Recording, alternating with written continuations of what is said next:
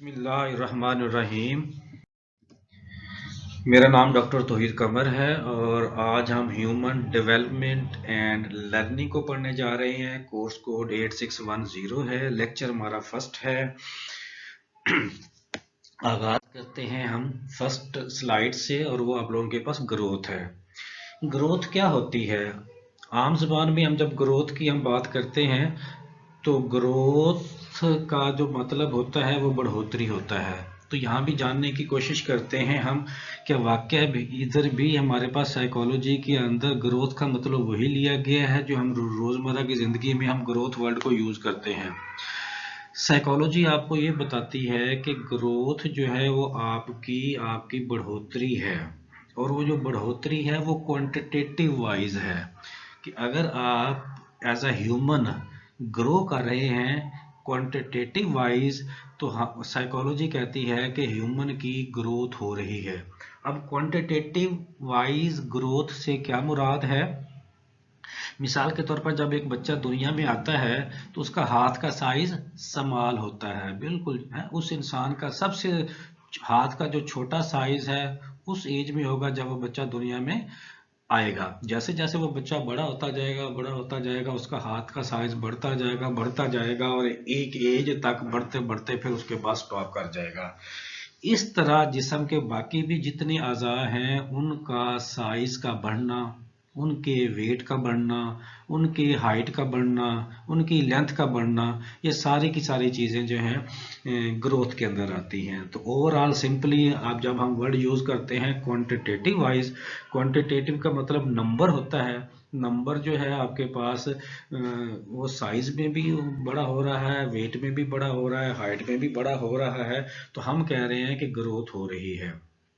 इस स्लाइड में लिखा हुआ है कि a biological processes that naturally occur over a period of time is called growth। ये एक बायोलॉजिकल प्रोसेस है जो कुदरती तौर पर वकूअ पजीर होता है पीरियड ऑफ टाइम के साथ, उसको हम ग्रोथ कहते हैं। यही बात हमने पहले भी एक्सप्लेन की है कि अच्छा ये जो मैंने आप लोगों को बताया था ये आफ्टर बर्थ बताया है। तो एक आपका जो वक्त है जो मदर कॉम में गुजरता है वहाँ भी मुसलसल एक ह्यूमन बॉडी में ग्रोथ हो रही होती है, प्री बर्थ भी और आफ्टर बर्थ भी। और जो ये टोटल बायोलॉजिकल प्रोसेस नेचुरली तौर पर अक्कर हो रहा है पीरियड ऑफ टाइम, इसको हम क्या नाम देते हैं? ग्रोथ का टाइम नाम देते हैं। The increase in the bodily aspects that can be measured, for example height, weight, size, muscles and length.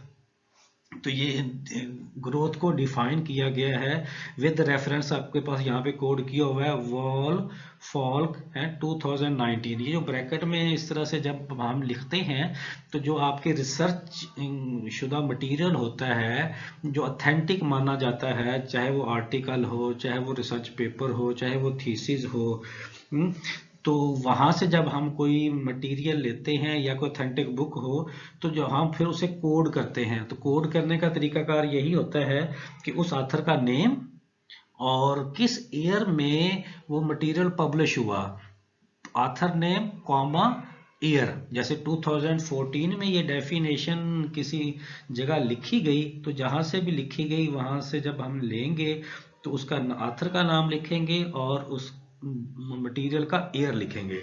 एक ऑथर होगा तो एक नाम आ जाएगा, तीन ऑथर होंगे तो तीन नाम आ जाएंगे, दो ऑथर होंगे तो दो नाम आएंगे, लेकिन पब्लिशिंग ईयर जो है वो एक ही होगा। तो ये किसी भी मटेरियल के अंदर रेफरेंस कोड करने का तरीकाकार है। मोस्टली लोग आप में एमफिल वगैरह होते हैं उनको ज़्यादा बेहतर पता है कि रिसर्च में रेफरेंसेस को कैसे कोड किया जाता है। इसी तरह एक और आपके पास वर्डिंग है ग्रोथ के हवाले से, the natural spontaneous specific genetically programmed and measurable quantitative gain in a human body. यहाँ भी वही बात जो है कही जा रही है जो ऊपर वोल्फ फॉल्क ने की है कि नेचुरली तौर पर है मुसलसल है जेनेटिकली एक आपके पास प्रोग्राम्ड और मेजरेबल क्वांटिटेटिव गेन है एक ह्यूमन बॉडी के अंदर। वो ह्यूमन बॉडी के अंदर जो आपके पास गेन हो रहा है क्वांटिटेटिव वाइज वो बिफोर बर्थ भी है और आफ्टर बर्थ भी है, और इसको हम ग्रोथ का नाम देते हैं। और ये जो ग्रोथ है ये आप देखते हैं जिस्म के मुख्तलिफ हिस्सों में होती जाती है और एक मेच्योरिटी एज के बाद वो ग्रोथ रुकती जाती है। और नॉर्मल ह्यूमन इंसान जो है, फीमेल और मेल को अगर हम देखें तो 25 और 30 साल के बाद ऑलमोस्ट तमाम की तमाम ग्रोथ बॉडीज के अंदर स्टॉप कर जाती है। फीमेल के बारे में कहा जाता है कि 25 ईयर मैक्सिमम एज है, और मेल के बारे में कहा जाता है कि मैक्सिमम 30 ईयर तक जो है बॉडी के किसी भी हिस्से में ग्रोथ होनी होती है, उसके बाद जो है उसमें ग्रोथ नहीं होती। अब हम पढ़ते हैं डेवलपमेंट को। डेवलपमेंट का जो मतलब है आम जबान में वैसा ही है जिस तरह से ग्रोथ का मतलब लिया जाता है कि ग्रोथ भी बढ़ोतरी के लिए वर्ड इस्तेमाल होता है और डेवलपमेंट भी बढ़ोतरी के लिए इस्तेमाल होता है। लेकिन साइकोलॉजी के अंदर हम ग्रोथ और डेवलपमेंट को दो अलग अलग मीनिंग के अंदर लेते हैं। जैसे हमने ग्रोथ के बारे में अभी पढ़ा, वैसे ही अब हम डेवलपमेंट को समझने की कोशिश करते हैं कि जब हम वर्ड डेवलपमेंट यूज करेंगे तो फिर उसका क्या मतलब होगा। जब हमारी बढ़ोतरी क्वांटिटेटिव वाइज हो रही हो तो हम कहते हैं कि ग्रोथ हो रही है, और जब हम कहते हैं कि हमारी बढ़ोतरी क्वालिटेटिव वाइज हो रही हो तो फिर हम कहते हैं कि हमारी डेवलपमेंट हो रही है। ये फ़र्क है ग्रोथ और डेवलपमेंट के दरमियान, कि डेवलपमेंट में आपकी बॉडी क्वालिटेटिव वाइज इंक्रीज कर रही होती है जब, तो हम कहते हैं कि डेवलपमेंट हो रही है। अब क्वालिटेटिव वाइज बढ़ोतरी कैसे होती है उसकी मिसाल वैसे ही मैं दूंगा जैसे मैंने आपको ग्रोथ में दी थी कि ग्रोथ में मैंने कहा था कि हाथ के साइज का बढ़ना, जैसे जैसे इंसान की एज बढ़ती जाती है बचपन से लेके उसका हाथ का साइज बढ़ता जाता है, तो ये डेवलपमेंट है। हाथ का जो फंक्शन है वो by time by age simple से कम्प्लेक्स होता जाता है, ये डेवलपमेंट है। वो कैसे बोला कि पहले बच्चा, उसके हाथ में ये सलाहियत नहीं होती कि वो चीज़ को ज़ोर से पकड़ सके, वो चीज़ को उठा सके, ठीक है ना, वो चीज़ को फेंक सके। ये हाथ की फंक्शन है ना सारे।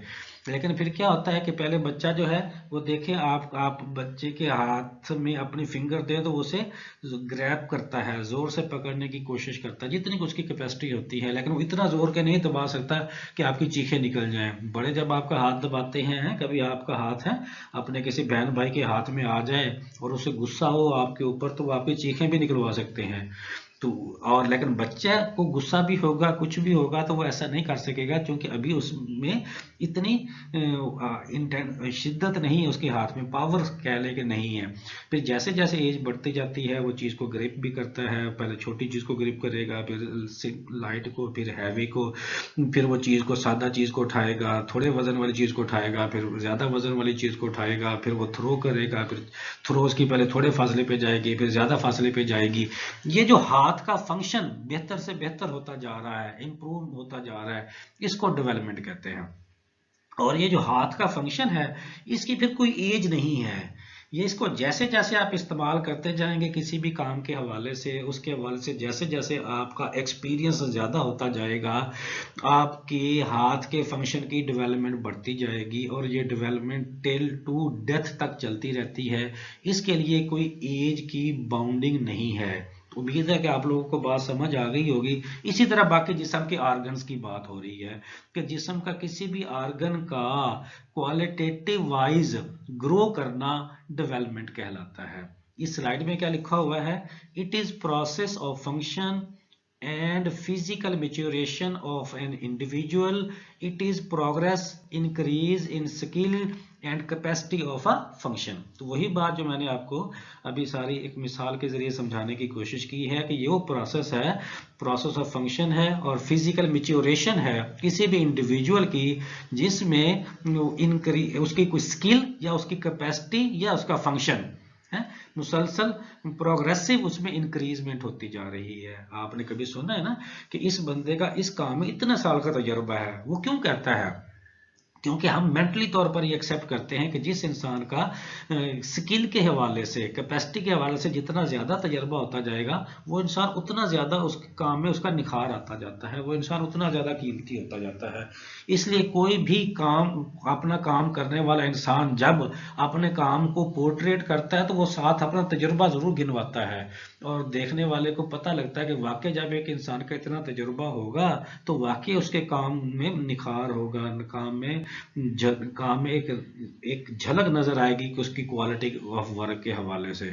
तो उम्मीद है कि आप लोगों को अब समझ आ गई होगी ग्रोथ और डेवलपमेंट के हवाले से, कि ग्रोथ क्वांटिटेटिव इंक्रीज होना हमारे बॉडी ऑर्गन का, और डेवलपमेंट हम क्वालिटेटिव इंक्रीज करना हमारे बॉडी ऑर्गन का, तो आपके पास डेवलपमेंट कहलाता है। Most of these changes are qualitative in nature, ज्यादातर ये चेंजेस क्वालिटेटिव होती हैं in nature, and influenced by the influenced by the context, और किसी ना किसी कॉन्टेक्स्ट के अंडर होती हैं।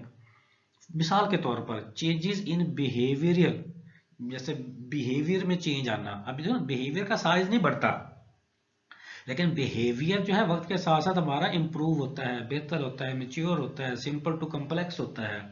इसी तरह सोशल इंटरेक्शन है हमारा, उसको आप देखें कि जैसे देखें बच्चा पहले शुरू में सबसे पहले जो उसका इंटरेक्शन होता है वो अपनी माँ से होता है, फिर उसके बाद उसके बाप से होता है, फिर उसके बाद उसके अगर बहन भाई उसमें उससे पहले उस खानदान में आए हुए हैं तो उनके साथ होता है, फिर उसके बाकी जो अजीज़ो कार बहन ननियाल हो गए, ददियाल हो गए, वो लोग उसके साथ इंटरेक्शन करते हैं।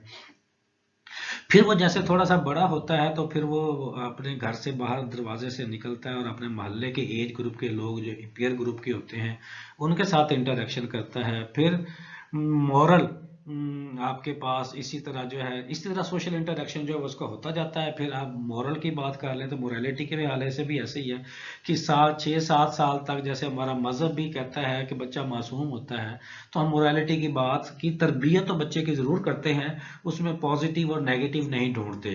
तो इस एज तक उसकी मुसलसल तरबियत होती रहती है। फिर उसमें मोरालिटी को के नॉलेज जब उसके के पास जब आता जाता है तो फिर उसको जज़ा सज़ा के साथ बच्चे को जैसे लेके चलना होता है कि अच्छी बात पे जो मोरालिटी के हिसाब से, करेक्टर के हिसाब से, सोसाइटी के नॉर्म्स के हिसाब से बच्चे में पॉजिटिव होती है तो उसको अप्रिशिएट किया जाता है, और जो मैच नहीं कर रही होती उसकी आदत उनको डिस्करेज या क्रिटिसाइज किया जाता है।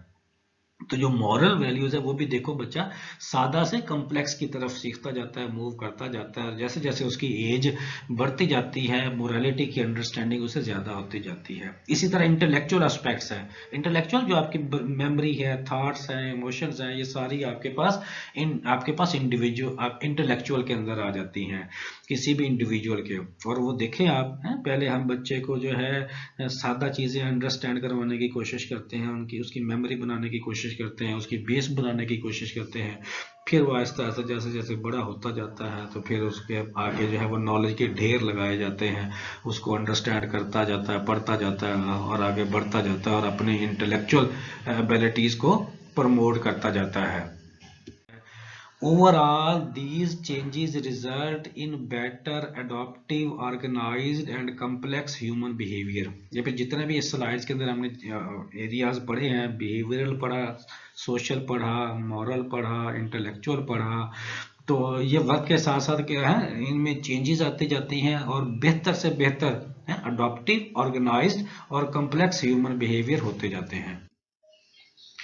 अभी हमने पीछे 2 स्लाइड्स पढ़ी ग्रोथ और डेवलपमेंट के हवाले से, और मैंने भी एग्जांपल्स के साथ ग्रोथ और डेवलपमेंट दोनों को समझाने की कोशिश भी की, और जो है दोनों के दरमियान कुछ ना कुछ फ़र्क भी बताना चाहा। अब इस स्लाइड के ऊपर हम प्रॉपर तरीके से डिफरेंस पढ़ते हैं ग्रोथ और डेवलपमेंट के दरमियान, तो हमें मज़ीद ताकि अंदाज़ा क्लियर हो जाए कि व्हाट इज़ ग्रोथ और what is development. The term is used in purely physical sense। Growth जो प्योरली फिजिकल सेंस में जो है ये टर्म यूज होती है, क्योंकि इसमें हमें आपके पास बढ़ोतरी साइज में नजर आती हुई दिखाई देनी चाहिए। It generally refers to increase in size and length, और जनरली तौर पर एक्चुअली इंक्रीज क्या हो रहा है, साइज हो रहा है और लेंथ हो रही है बॉडी की। डेवलपमेंट इसके अल्टरनेट क्या कहती है? Development implies overall change in shape, form और structure resulting in improving working और फंक्शंस। कि डेवलपमेंट इसी बात को रिलेट करती है वर्किंग और फंक्शनिंग के साथ, कि आपकी है आपके ओवरऑल चेंज आ रही है, शेप में भी चेंज आ रही है, फॉर्म में भी चेंज आ रही है, स्ट्रक्चर में भी चेंज आ रही है। किस रिजल्ट्स की वजह से? इंप्रूव्ड वर्किंग और फंक्शनिंग की सूरत में। ग्रोथ क्या कहती है? Changes in the quantitative aspects come into the domain of growth. जितने भी क्वांटिटेटिव एस्पेक्ट्स हैं वो ग्रोथ की डोमेन में आते हैं। जितने भी क्वांटिटेटिव एस्पेक्ट्स में चेंजेस आ रही हैं वो ग्रोथ की डोमेन में आएंगी। और चेंजेस इन द क्वालिटी और character rather than the quantitative aspects come in this domain.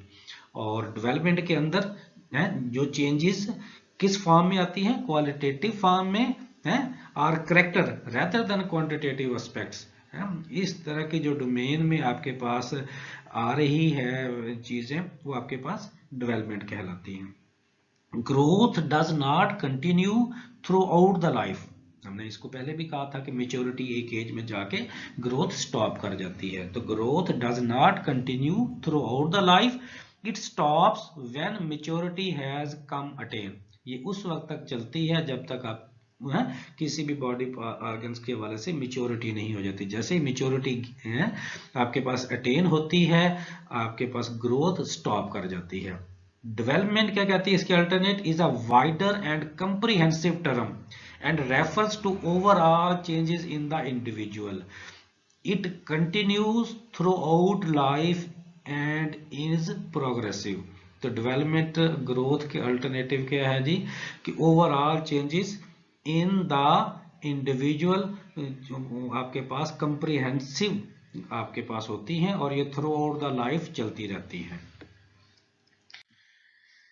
Growth involves body change, development involve changes of an orderly coherent type tending toward the goal of maturity. तो आपको मजीद भी अंदाजा हो गया होगा growth में सिर्फ बॉडी चेंजेस इन्वॉल्व हैं, जबकि डेवलपमेंट के अंदर जो है आपके पास चेंज है orderly coherent type tending toward. जो भी आपका गोल है उसमें आपके पास जैसे जैसे ऑर्डरली कोहेरेंट वाइज चेंजेस आती जा रही हैं, और सिंपल टू मेच्योर कह लें या सिंपल टू कम्प्लेक्स आपके पास आपका कोई भी एक्ट होता जा रहा है मेच्योरिटी की तरफ, तो वो डेवलपमेंट हो रही है। The changes produced by growth are the subject of measurement. They may be quantified. तो वही बात फिर दोबारा रिपीट हो रही है कि जो चेंजेस आपके पास प्रोड्यूस हो रही हैं ग्रोथ में are the subject of measurement. वो किससे रिलेट करती है? मेजरमेंट से रिलेट करती है, क्योंकि जब भी हम क्वांटिटी की बात करेंगे तो वो मेजरेबल है। जैसे आपके पास साइज मेजरेबल है, लेंथ मेजरेबल है, वेट मेजरेबल है, हाइट मेजरेबल है। Development implies improvement in functioning and behavior and hence bring qualitative changes which are difficult to be measured directly. जबकि डेवलपमेंट जो है वो इम्प्रूवमेंट इन अ फंक्शनिंग है and behaviour है and hence bring qualitative change which are difficult. और definitely जो qualitative changes हैं उनको मेजर करना इतना आसान नहीं है। और डायरेक्टली खास तौर पर जब हम मेजर करने लगते हैं, अब तो साइकोलॉजी ने खैर बहुत तरक्की कर ली है और ऐसे ऐसे स्टैंडर्डाइज टेस्ट बना लिए हैं कि जो बिहेवियरल मेजरमेंट्स हैं क्वालिटेटिव वाइज उनको इस हद तक मेजर एक्यूरेटली मेजर किया जाता है कि वाकई ह्यूमन मानता है कि ये मेरे बारे में जो मेजरमेंट है वो ऑथेंटिक है।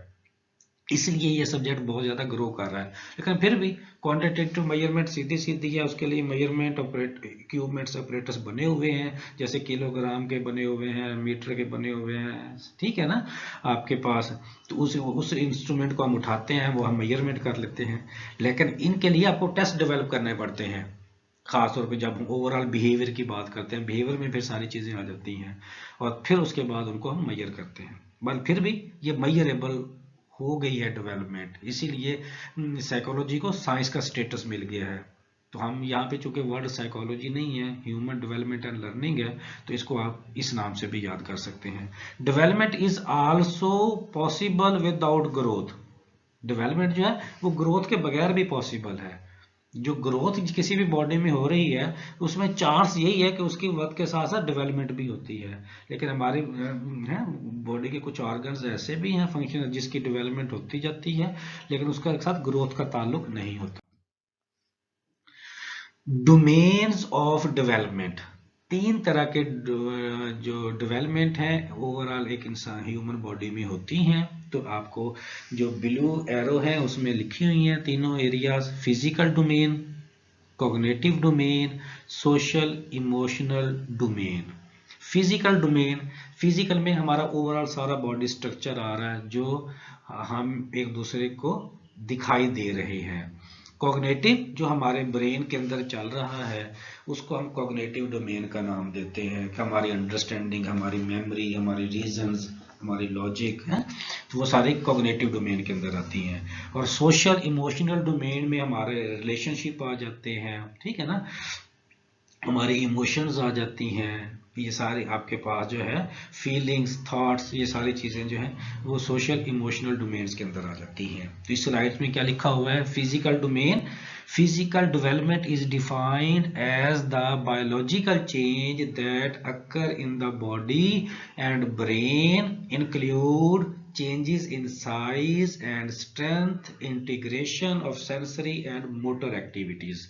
तो ये वाली जो लाइंस हैं हम इनको डिटेल से पिछली स्लाइड के अंदर एक्सप्लेन कर चुके हैं कि एक्चुअली आपके पास फिजिकल डोमेन जो है या फिजिकल जो डेवलपमेंट है उसमें बायोलॉजिकल चेंज की बात हो रही है बॉडी की है एंड ब्रेन, जिसमें आपके पास साइज है, स्ट्रेंथ है, और उसमें दोनों चीजें आ जाती हैं, सेंसरी भी और मोटर एक्टिविटीज भी। अच्छा, मोटर इससे क्या बुरा? सेंसरी, सेंस से रिलेटेड आपके पास सेंसरी से मीन सेंस आ जाता है, और मोटर से मुराद होता है मूवमेंट। हमारी जो बॉडी की जो मूवमेंट है उसे मोटर एक्टिविटीज कहते हैं। और ये 2 तरह की होती है, फाइन मोटर होती है और ग्रॉस मोटर होती है। जो स्मॉल मूवमेंट होती है वो फाइन मोटर में आती है, जो बॉडी की बड़ी मूवमेंट होती है वो आपके पास ग्रॉस मोटर के अंदर आती है।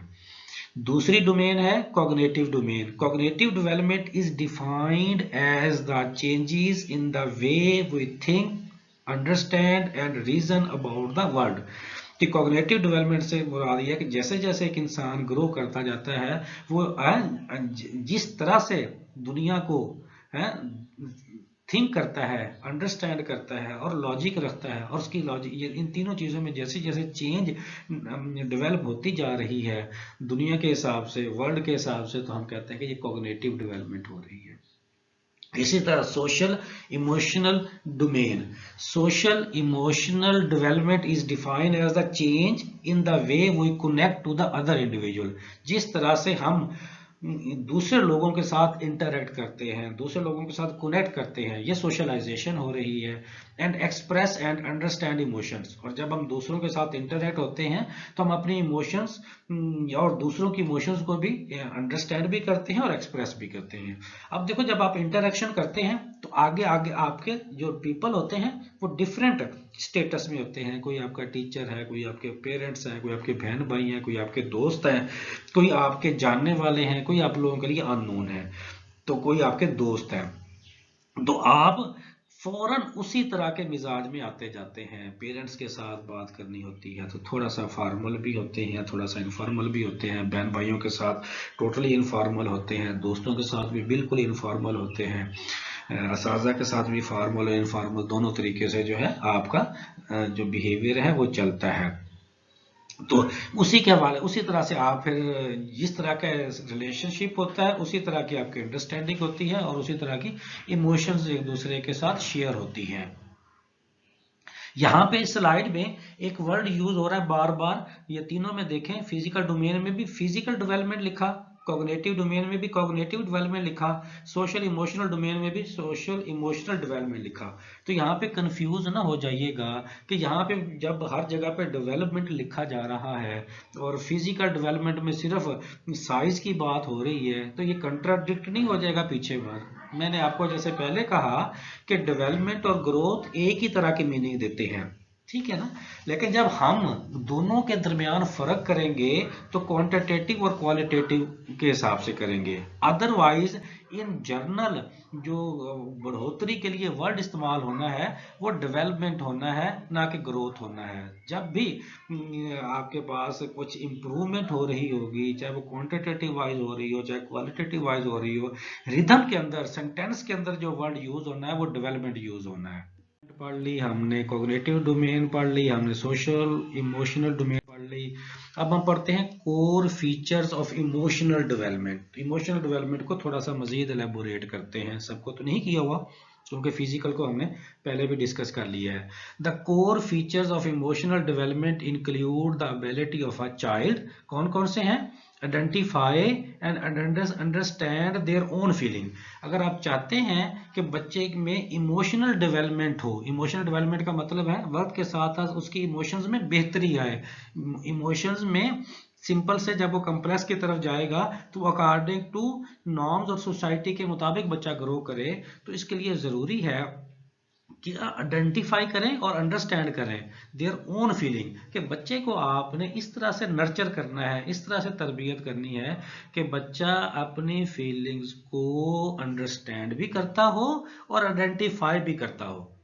इसी तरह accurately read and comprehend emotional state of the other, और दूसरों को जो इमोशनल स्टेट है उसको एक्यूरेटली रीड और कंप्रीहेंड भी करने की सलाहियत हो। जैसे आप लोग भी बहुत सारे क्लेम करते होंगे कि है मुझे आपका पता चल जाता है आप आज दुखी क्यों हैं, ये इमोशनल स्टेट है ना। आज आपका चेहरा क्यों उतरा हुआ है, वो कहेगी नहीं मैंने तो, सबा कहेगी नहीं मुझे तो नहीं, मैं तो ठीक हूँ, नहीं नहीं देखो ऐसा बात है। आखिर सबा कहेगी आपको कैसे पता चल गया, मैं आपके साथ रहती हूँ, मुझे क्यों पता नहीं चलेगा, इतना तो मैं जानती हूँ आपको। यानी कि इस तरह से कहने का मकसद क्या है कि आप रीड करते हैं दूसरों को, और काफ़ी हद तक आपके अंदाजे जो हैं वो दूसरों के बारे में जब जब राय देते हैं इमोशनल स्टेट के हवाले से, तो अगले की नॉलेज भी करते हैं कि आपने सही रीड किया है। जब कोई मुंह बना के बैठा हुआ हो तो उसको जो है आप कहते हैं कि आप आज आप उदास क्यों हैं, और जब पता है ना किसी का मुंह बना होता है तो मैं उसे कहता हूँ उसका बूथा बना हुआ है। तो जब किसी का बूथा बना हुआ हो तो उसे शीशे में देखे तो उसे लगेगा कि मेरा मुंह इतना भद्दा तो नहीं था जितना लग रहा है। अल्लाह ने तो मुंह बनाया, जब आप अपने मुंह को शीशे में देखेंगे तो वो बहुत प्यारा लगेगा, क्योंकि अल्लाह ने बनाया होता है और बहुत प्यारा लगता है। बूथा हम खुद बनाते हैं और उसको जब हम शीशे में देखते हैं तो वो कभी भी प्यारा नहीं लगता। तो इसलिए मैं अक्सर कहता होता हूँ अपने मुंह को मुंह रहने दिया करें, बूथा ना बनने दिया करें। बहरहाल ये एक तरह से ये उस वक्त बनता है जब आप सैडनेस की या आप गुस्से वाली या किसी और इरिटेटिंग कैफियत के अंदर होते हैं। तो इमोशनल, दूसरों की इमोशनल स्टेट को एक्यूरेटली रीड करना और कंप्रीहेंड करना जो है ये भी इमोशनल डेवलपमेंट के अंदर आता है। Manage strong emotions and their expression in a beneficial manner. अब जो इमोशंस हैं वो कहते हैं कि स्ट्रॉन्ग तरीके से मैनेज करना और उनको एक्सप्रेस इस तरह से करना कि वो आपके लिए बेनिफिशियरी हों। आजकल जैसे ट्रेंड चला हुआ ना इमोशनली इंटेलिजेंट, एक इंसान किसी भी सिचुएशन में जितना अच्छा अकोमोडेट होता है तो उसके लिए जरूरी नहीं कि वो ज़हीन होता है, उसको हम कहते हैं कि वो इमोशनली इंटेलिजेंट है। तो वही ये लाइन उसी सेंस में आती है कि manage strong emotions and their expression in a beneficial manner, regulate their own behaviour, अपने अपने रवैयों को बार बार रेगुलेट करते रहना चाहिए, देखते रहना चाहिए, बेहतर करते रहना चाहिए। डेवलप एम्पथी फॉर अदर्स, ये एक वर्ड यूज होता है सिंपैथी और एम्पैथी है। सिंपैथी का तो आपको पता है कि हमदर्दी के लिए यूज होता है, एम्पैथी का भी यही मतलब है हमदर्दी के लिए। सिंपैथी का मतलब ये है कि अगले इंसान का मूड खराब है तो आप उसके लिए अच्छा बनने के लिए आप भी अपना मूड खराब करके बैठ जाएं। जैसे अल्लाह रहम करे कहीं किसी के घर में कोई दुख तकलीफ या बीमारी या फौतगी हो जाती है तो दूसरे लोग भी उनके साथ आके उसी तरह के चेहरे वाली कैफियत के साथ बैठ जाते हैं और दुखी हैं उसको फील करवाते हैं कि हम भी आपके दुख में दुखी हैं। और सम टाइम वो इंसान जिसको आपने दिलासा देना होता है तो वो और दुखी होने लग जाता है। और एम्पथी ये है कि आपने उससे हमदर्दी भी करनी है, लेकिन उसको उस कैफियत से भी निकालना है। जैसे आप वो दुख है तो आप उसे जाके कहें कि वाकई आपका दुख इसी तरह का है, लेकिन आखिर इंसान नॉर्मल जिंदगी की तरफ आना है, उसके लिए वक्त लगेगा। कुछ ना कुछ आप उसको इस तरह से उसका माइंड मेकिंग करेंगे कि उस इंसान को लगेगा ये इंसान वाकई मेरा हमदर्द है। तो इस तरह से ये एम्पथी की जो टर्म है, कहते हैं ये ज्यादा इफेक्टिव है एज कंपेयर टू सिंपैथी के। सिंपैथी की अपनी जगह पे अहमियत है, नो डाउट, लेकिन एम्पैथी को कहते हैं ज्यादा इफेक्टिव बनाया जा सकता है। एस्टेब्लिश एंड मेंटेन रिलेशनशिप, जितनी इमोशनल डेवलपमेंट अच्छी होगी उतने ज्यादा बेहतर तरीके से आप रिलेशनशिप मेंटेन करेंगे। आपका जो आप देखो ना हमारे, हाँ, इमोशनल स्टेटमेंट के हालात आप लोगों के सामने हैं कि हम 7 अरब से ज्यादा दुनिया है, उस 7 अरब से ज्यादा दुनिया में हमारे जो जानने वाले हैं या जो हमारे क्लोज हैं, जिनके साथ हमारा वास्ता पड़ता है, मिलना मिलाना होता है, मामला आता है, वो 100 से 150 लोग हैं। यही हमारी पूरी दुनिया है। और इतने के लोगों में से भी ज्यादातर लोगों के साथ हमारी नाराजगियां चल रही होती हैं। आप अपने रिश्तेदारों में देख लें, ननियाल के साथ अच्छे ताल्लुकात है तो ददियाल के साथ लड़ाई है, ददियाल के साथ अच्छे ताल्लुकात है तो ननियाल के साथ लड़ाई है। ठीक है ना। समटाइम्स अक्सर तो ये होता है कि दोनों के साथ ही लड़ाइयाँ चल रही होती हैं, कम ही होता है कि किसी एक के साथ भी बेहतर हूँ, हालांकि वही सबसे क्लोज होते हैं। जहां हम कुलीग होते हैं तो कुलीग्स में भी बहुत सारे लोग, मेजोरिटी लोगों के साथ हमारे पर्सनैलिटी क्लैश चल रहे होते हैं, लड़ाइयाँ ना भी हों। इसी तरह क्लास फेलो हूँ तो ज्यादा है 2-4 लोगों के अलावा बाकियों के साथ हमारा कोई वास्ता नहीं होता, ज्यादा हम है एक दूसरे के साथ शिकवे शिकायतें ही चल रहे होते हैं, क्लास की लड़ाइयाँ ही नहीं खत्म हो रही होती। तो इसका मतलब क्या होता है कि इमोशनल डेवलपमेंट सही तरह से नहीं हो रही, एस्टेब्लिश नहीं हो रही। यही रिश्ते होते हैं हमारे। आप जिस एज में हैं यही आपके रिश्ते हैं। अभी आपने जॉब करनी है तो आपके कुलीग्स आ जाएंगे, अभी आप लोगों के क्लास फेलोज हैं तो उसमें भी आपने देखें कि अक्सर पॉलिटिक्स शुरू हो जाती है, लड़ाई झगड़े, ये वो फलां मुख्तलिफ बातें, ऐसे पसंद नापसंद, इरिटेशन और इस तरह की चीज़ें जो हैं वो चलती जाती हैं। तो ये आप प्रैक्टिकली देखें कि हमारे यहाँ ये सारी चीज़ें कैसे एग्जिस्ट होती हैं। क्या वाकई हम इमोशनल डेवलप लोग हैं या हमें इमोशनल डेवलपमेंट में बेहतर होने की जरूरत है? तो ये मैं चैट बॉक्स में पूछूंगा अभी से ही। स्टेजेस ऑफ डेवलपमेंट, अब हम पढ़ते हैं कि जो डेवलपमेंट होती है उसकी स्टेजेस को हम देखते हैं। तो आप जेहन में रखिएगा, मैंने जैसे पहले भी कहा कि जब डेवलपमेंट का वर्ड यूज हो रहा हो किसी सेंटेंस में तो उसको दोनों तरह से ही आपने लेना है, ग्रोथ और डेवलपमेंट दोनों तरह के मीनिंग में। कि जहां क्वांटिटेटिव का अंडरस्टैंडिंग आ रही होगी तो वो डेवलपमेंट ग्रोथ के जुमरे में आ रही है, और जहां क्वालिटेटिव की बात हो रही है तो फिर वो डेवलपमेंट के जुमरे में ही आ रही है। तो आपके पास सबसे, वैसे तो इंसान की कोई स्टेजेस नहीं है। एक इंसान जब है प्री बर्थ, आफ्टर बर्थ, जो भी स्टेजेस है, कहीं भी ऐसा नहीं है कि एक स्टेज खत्म हो गई है और दूसरी स्टेज शुरू हो गई है। लेकिन फिर भी इंसान को, ह्यूमन को समझने के लिए साइकोलॉजिस्ट ने कुछ स्टेजेस बना ली, और फिर उन स्टेजेस के जरिए ह्यूमन को समझना और उनके लिए प्लान करना जो है वो ज्यादा आसान हो गया। सबसे पहली स्टेज जो है इंसान की वो प्री नेटल स्टेज है, प्री नेटल पीरियड है। ये पीरियड कौन सा होता है? Conception till birth. Conception mean क्या होता है कि जब आपके पास एक ह्यूमन एक सेल की सूरत में मदर कॉम में आ जाता है। अच्छा, वहां से उसकी लाइफ का आगाज होता है। फिर 9 मंथ जो है वो मदर कॉम में गुजारता है पैदाइश से पहले तक।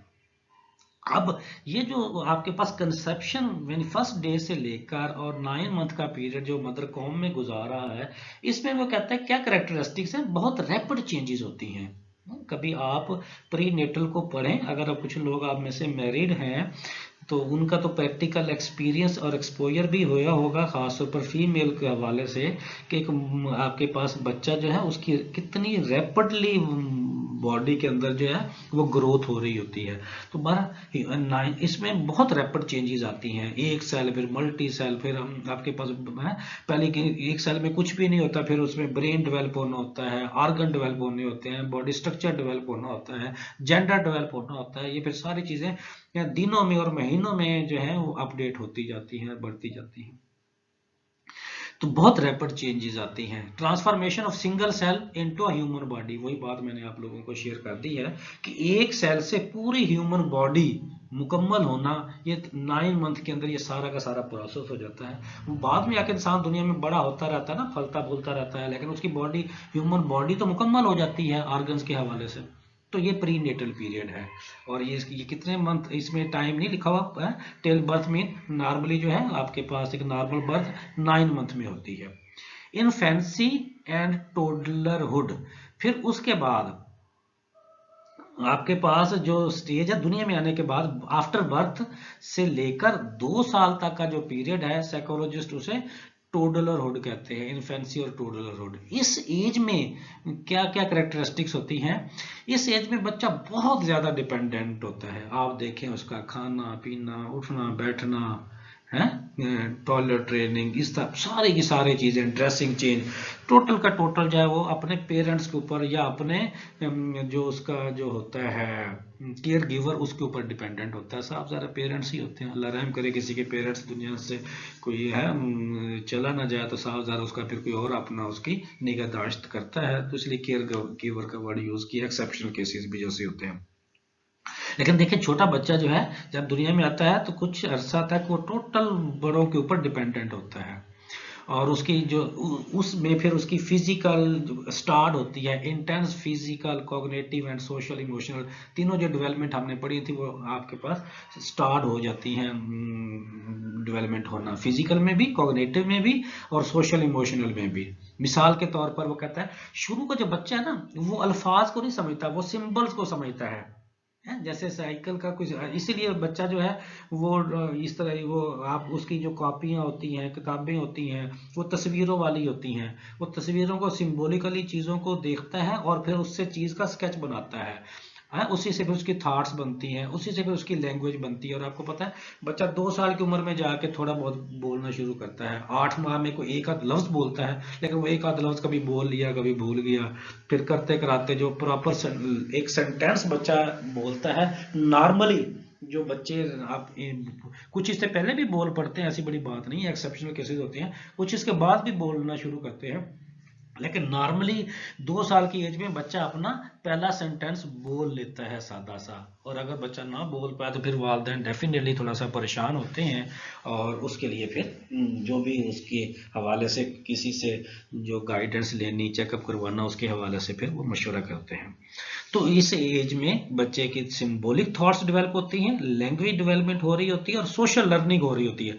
वो देख रहा होता है ना, वो देखो बच्चा किसी के पास जाता है, किसी के पास नहीं जाता, किसी के साथ कंफर्टेबल होता है, कुछ नया चेहरा आता है तो पहले उसके वो कहता है कहो मेरे पास आओ। कोई चाचा मामा काफी अरसे के बाद आया हो, बाहर रहता हो, तो वो अपनी तरफ से बड़ा चाह कर रहा था, इवन के बाप ही क्यों ना हो, उस बच्चे ने अपने बाप को ना देखा हो, और वो 6 महीने बाद, साल बाद आता है बच्चे की पैदाइश के भी, और वो बड़े हैं चाहत में होता है कि ये मेरा बच्चा है, और वो उसको कहता है कि आप मेरे पास आओ, तो उसको बड़े गौर से उसे देखने लग जाता है। फिर कभी देखता है कि मैं जाऊं ना जाऊं।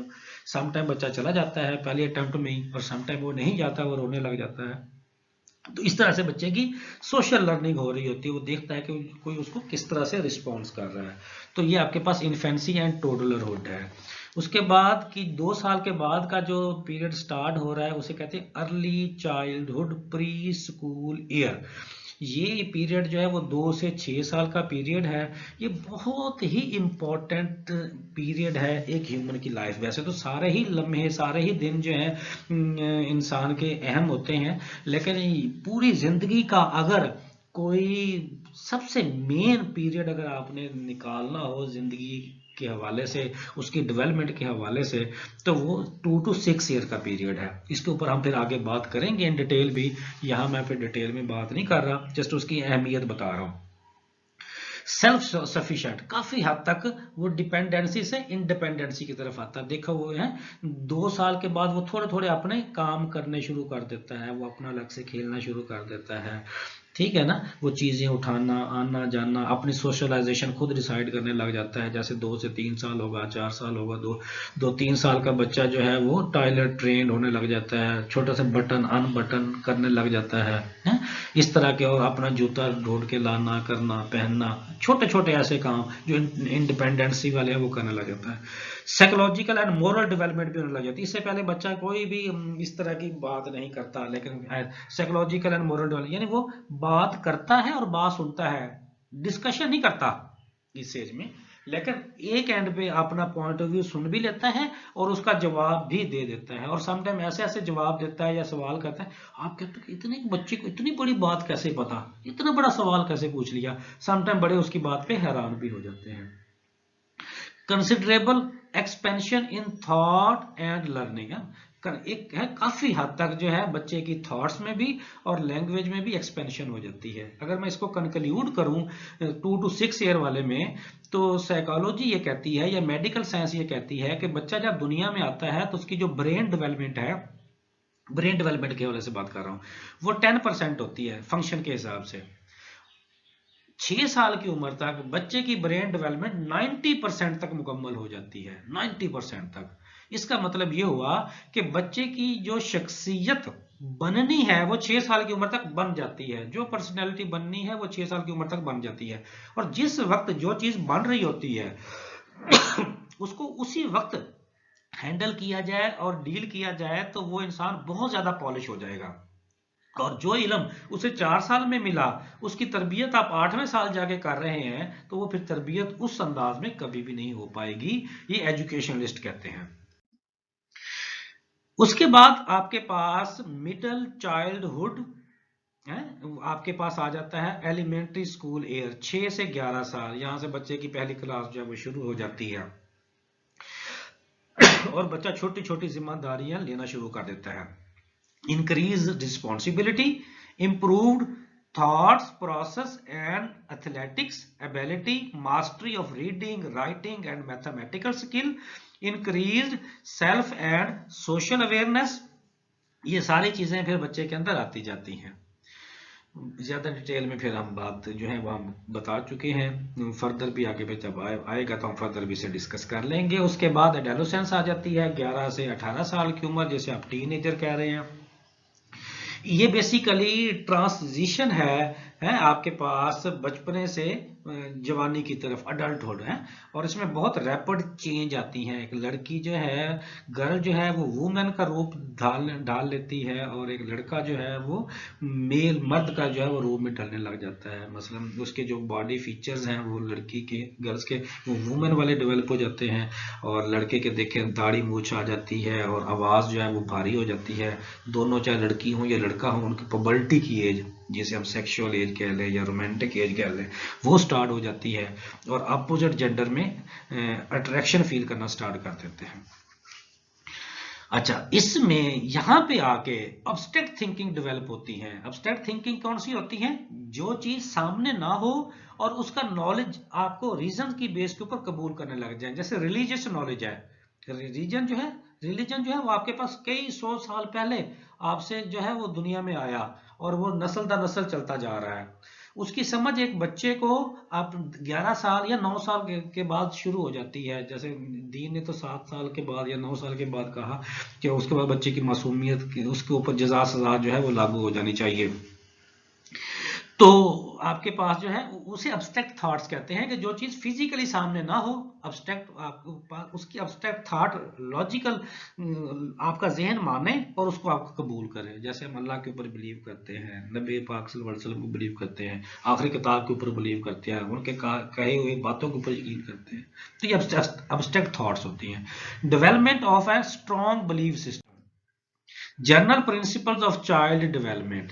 अब general principles of child development क्या क्या है? Development is life long development, सारी जिंदगी चलती है। Development is both multi dimensional and multi directional.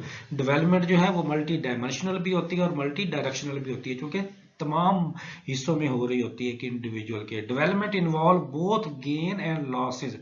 Development दोनों तरह से हो रही है, स्किल अडॉप्ट भी हो रही है और ड्रॉप भी हो रही है। Development is a plastic, plastic का मतलब उसमें फ्लेक्सिबिलिटी होती है। Development is situated in a context and development किसी ना किसी कॉन्टेक्स्ट से सिचुएटेड होती है या हिस्ट्री से रिलेट कर ले। Development is a multi disciplinary, development multi disciplinary होती है।